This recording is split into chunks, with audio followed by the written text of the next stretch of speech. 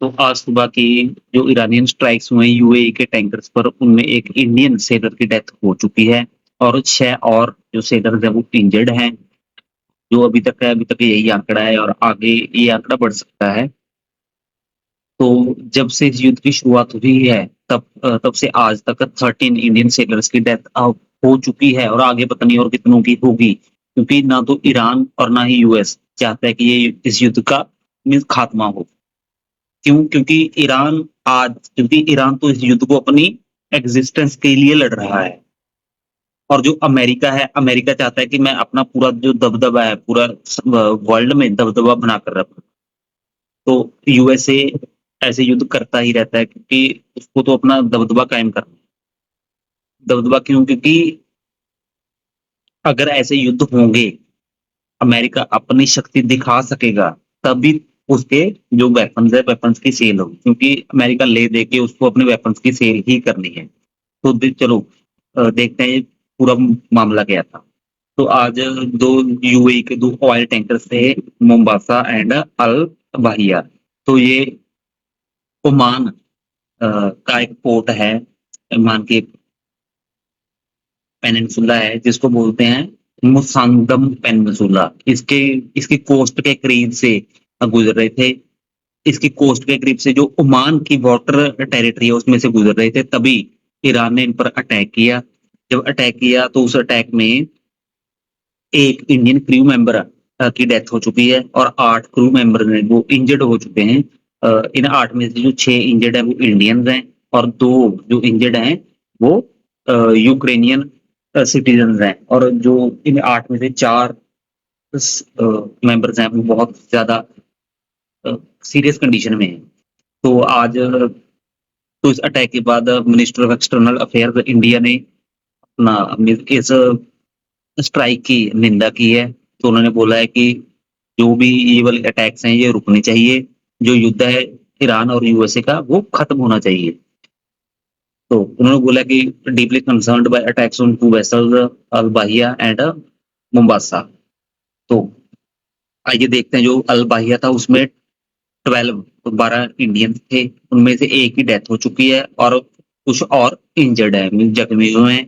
और जो मोम्बासा था उसमें 19 इंडियंस थे, जिनमें से 9 इंडियंस को थोड़ी इंजरीज हैं, लेकिन जो 2 सेलर्स हैं वो ज्यादा क्रिटिकल सिचुएशन में हैं।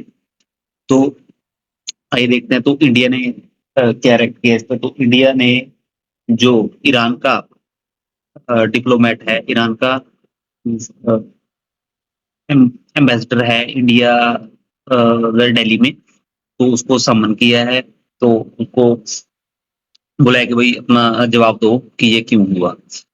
तो हम देख सकते हैं वो स्ट्रांगली, तो उन्होंने ट्वीट किया कि वो strongly condemned these attacks and acts of violence targeting seafarers and disrupting free and safe navigating through international waterways like the strait of Hormuz. तो इंडिया ने कहा है कि हम चाहते हैं कि जो ये वाले स्ट्रेट्स होते हैं, जैसे स्ट्रेट ऑफ हॉर्मुज है, इसमें सभी को फ्री पैसेज मिले। इस युद्ध की जल्दी से जल्दी ये वाला खत्म होना चाहिए। तो ये देखते हैं, तो जो आज तो आइए इसके पीछे की थोड़ी कहानी देखते हैं कि ईरान ने ये वाला अटैक किया क्यों। तो 13 जुलाई की न्यूज है, मीन्स कल सेंट्रल जो यूएस सेंटकॉम है, मीन सेंट्रल कमांड है यूएस की, तो उन्होंने 4:45 ईडी, तो ईरान में इस समय मंडे कल उन्होंने अटैक किया था। तो उन्होंने ईरान में 6 साइट्स पर अटैक किया। उनमें थे Bushehr, Chabahar, Jask, Konarak, Abu Musa and Bandar Abbas. तो आइए इनकी लोकेशंस देखते हैं। तो यूएस ने बोला है, तो उन्होंने रीजन क्या दिया इन अटैक्स का। तो उन्होंने बोला कि हम ईरान के बेसिस पर, आर्मी के जो भी बेसिस हैं उन पर अटैक कर रहे हैं, कि ताकि जो ईरान है वो स्ट्रेट ऑफ हॉर्मुज से निकलने वाले किसी भी जहाज, मीन्स किसी भी समुद्री जहाज पर हमला ना कर सके, ताकि वो स्ट्रेट ऑफ हॉर्मुज हमेशा के लिए ओपन हो जाए ईरान से। तो आइए देखते हैं। तो चाबहार पोर्ट है जिसपे यूएसए ने अटैक किया। चाबहार हमारा इंडिया का भी इसमें, क्योंकि ये वाला चाबहार पोर्ट है जो इंडिया ने डेवलप किया हुआ है। तो उसके साथ ही है कोणार्क और फिर जास्क, अबू मूसा एक आइलैंड है ईरान का, पर्शियन पर्शियन गल्फ में तो बंदरअब्बास और बुशहर, तो इन 6 साइट्स पर अटैक किया है यूएस ने। क्योंकि ये वाले आईआरजीसी के नेवी के हेडक्वार्टर, जैसे देखो बंदरअब्बास है, इसमें आईआरजीसी जो ईरान की आर्मी है, तो उनका एक नेवी का हेडक्वार्टर है बंदरअब्बास में। जो बुशहर है वो मिलिट्री, वहाँ पे बहुत सारी मिलिट्री फैसिलिटीज हैं।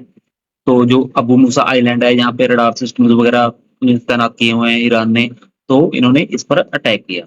तो ये देखते हैं, तो ईरान ने इस अटैक का को काउंटर करने के लिए क्या किया। तो जो ईरान की आईआरजीसी है, Iran Islamic revolutionary guard corps, तो उन्होंने अपना बताया है कि उन्होंने इसको काउंटर करने के लिए अटैक्स किए हैं, जैसे यूए में, कुवैत में, बहरीन में और जॉर्डन में। तो ईरान क्या करता है, जब भी ईरान पर कोई अटैक होता है तो वो यूएसए या इजराइल को तो अटैक कर नहीं सकते, क्योंकि वो उससे ज्यादा दूर पड़ते हैं। तो वो क्या करता है कि जो इसके आसपास के यूएस अलाइज हैं, जैसे यूएसए हो गया, कतर हो गया, बहरीन हो गया, कुवैत हो गया, जॉर्डन हो गया। जॉर्डन पे इन्होंने पहली बार हमला किया, जॉर्डन पे इन्होंने इससे पहले हमला नहीं किया था। तो आइए देखते हैं यूएई में। तो यूएई के तो 2 टैंकर अभी हमने किया कि 2 टैंकर थे जो ओमानी वाटर्स में थे, उन पर अटैक कर दिया इन्होंने। तो जो कुवैत, क्योंकि the Iranian army said on Monday that, तो जो ईरान का था, जो ईरान के पैट्रियट मिसाइल सिस्टम थे, जो इनके रडार सिस्टम थे पैट्रियट, जो मिसाइल को कैप्चर करते थे, तो उस पर अटैक किया ईरान ने और उनको वो खत्म कर दिए हैं। तो फ्यूल टैंक्स पे अटैक किया है, वॉच टावर पे और एम्यूनिशन डिपो पे जो कुवैत में अटैक किया। और अगर हम बहरीन की बात करें, तो बहरीन में तो एक सैटेलाइट कम्युनिकेशन सेंटर था, उस पर अटैक किया। And a building housing US forces at Al Jufair base in Bahrain, जो यूएसए का अल जाफर बेस है बहरीन में, ठीक है, तो उस पर अटैक किया इन्होंने। And it also said it has hit US fifth fleet in Bahrain with missile and drone. तो उनकी जो यूएसए की फिफ्थ फ्लीट थी, उस पर भी ईरान ने अटैक कर दिया है। तो अभी अगर हम देखें जॉर्डन की बात, तो जो Jordan army set it shoot down 4 missile in Jordan. तो जॉर्डन की आर्मी ने कहा है कि जो ईरान की 4 मिसाइल्स आई थी, जॉर्डन की आर्मी ने उनको न्यूट्रल कर दिया है, अकॉर्डिंग टू द। तो आइए देखते हैं, जो जैसे कि मैंने आपको पहले बताया कि जॉर्डन पर ईरान ने पहली बार हमला किया था, तो ईरान ने उसका एक उसके लिए एक बयान दिया है कि हमने जॉर्डन पर हमला क्यों किया। तो आइए देखते हैं कि उन्होंने जॉर्डन को क्लियर किया ईरान ने कि हमारा जो मोटिव था वो सिर्फ यूएस मिलिट्री प्रेजेंस थी जो इस कंट्री में, उस पर उसको अटैक करना था, ना कि जॉर्डन के सिटीजन्स को अटैक करना था। तो उन्होंने आगे बोला कि हम आपसे बहुत ज्यादा प्यार करते हैं, जॉर्डन के लोगों से और जॉर्डन से बहुत प्यार करते हैं। उनको बोला कि आपको तो पता ही है, आपको तो पता ही होगा कि जो पैलेस्टीन में इन लोगों ने किया, यूएस और इजराइल ने किया, पैलेस्टीन में 70,000 पैलेस्टीनियन मारे गए, जिनमें की 20,000 बच्चे भी थे जो गाजा में थे, ठीक है, उन पर अटैक किए। तो मीन उनका दर्द क्या होता है, ठीक है, कि आपको तो पता ही होगा, हमारा आपसे कोई बैर विरोध नहीं है, हम सिर्फ जो यूएसए की मिलिट्री है उस पर अटैक कर रहे हैं। तो इसको काउंटर करने के लिए तो यूएस ने क्या किया, अभी यूएस ने बोला कि हम जैसे हॉर्मुज स्ट्रेट है, कि हम हॉर्मुज स्ट्रेट से जो भी जहाज हमारी सिक्योरिटी में आना चाहते हैं बाहर में, जो भी हमारी सिक्योरिटी में बाहर आएंगे, हम उन पर जो उनका कार्गो होगा, टोटल कार्गो जितने उस कार्गो की वैल्यू होगी उसका 20% हम टोल वसूल करेंगे उस शिप से, उस जहाज से।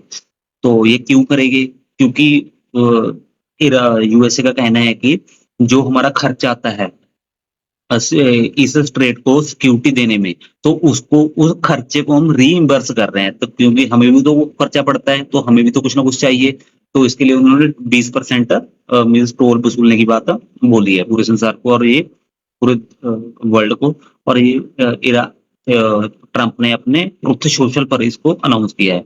आइए देखते हैं, तो ईरान देखिए, और ट्रंप ने क्या लिखा, कहते we are reinstating the Iranian blockade, कि हम ब्लॉकेड दोबारा लगा रहे हैं। तो मिस्टर ट्रंप सेड सेड और उन्होंने 20% वो कार्गो पर 20% टोल लगाने की बात बोली।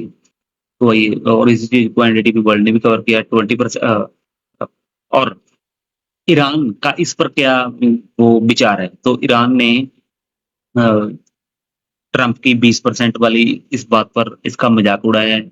मीन्स इसको कहते हैं, तो ईरान ने बोला कि वी विल बी फेयर कि हम थोड़ा कम लेंगे। तो वही देखते हैं ईरान ने यूएस को कैसे मौक दिया। तो ईरान के फॉरेन मिनिस्टर हैं सैयद अब्बास अरागाची, तो उन्होंने बोला कि भाई जो 20% है ये तो बहुत ज्यादा है, कि जो कि अगर आप लोग हमारी सिक्योरिटी लेना चाहते हैं ईरान की, जिन्होंने की क्योंकि हमने ब्लॉकेड लगाया है कि स्ट्रेट ऑफ हॉर्मुज की हम राखी करते हैं, हम इतने समय से राखी करते आ रहे हैं, कौन सा आज से कर रहे हैं, कि हम आपसे थोड़ा कम ही लेंगे।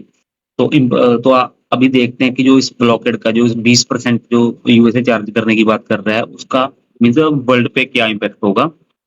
तो अ, अगर हम मोटा-मोटा देखें कि अगर एक कार्गो शिप आती है ऑयल की, तो उसपे जो 20% है वो बनता है 32 million dollars, US dollars. Means अगर आप देखो तो एक शिप जो है वो 32 मिलियन डॉलर तो महंगी हो चुकी है ऑयल की। तो ऑब्वियसली जो ऑयल के प्राइसेस हैं वो बढ़ जाएंगे। अभी देखो, और जो 32 मिलियन डॉलर जो यूएसए का पड़ रहा है, वो ईरान से कितना ज्यादा कम है। जो ईरान था वो इस चीज के लिए सिर्फ 2 मिलियन डॉलर्स चार्ज कर रहा था, और वहीं यूएसए इस चीज के लिए कितने 32 मिलियन डॉलर्स चार्ज कर रहा है। आइए देख, तो इसका इम्पैक्ट जो पूरे वर्ल्ड पे फिर भी दिखने लगा है। जो ऑयल के प्राइसेस हैं वो 4.6% से बढ़कर 87.08 डॉलर पहुंच चुके हैं, और ये प्राइसेस ट्यूसडे के हैं। आज के प्राइसेस हैं, मंडे को ये प्राइसेस 10% बढ़ चुके थे जब से डोनाल्ड ट्रंप ने ईरान पर ब्लॉकेड को अनाउंस किया था। तब से उसी दिन 10% ऑयल प्राइसेस बढ़ चुके थे क्रूड के, और आज ट्यूसडे को 4.6% दोबारा बढ़ चुके हैं। और अभी यही नहीं, जो डच नीदरलैंड में नेचुरल गैस के प्राइस हैं वो भी 3% बढ़ चुके हैं। यूके में नेचुरल गैस के प्राइस 3.3% अभी और अप जा चुके हैं। तो दोस्तों ये रही आज की वीडियो। अगर आपको वीडियो अच्छी लगी हो तो चैनल को सब्सक्राइब करना, वीडियो को लाइक करना, और मिलते हैं कल एक और नई वीडियो।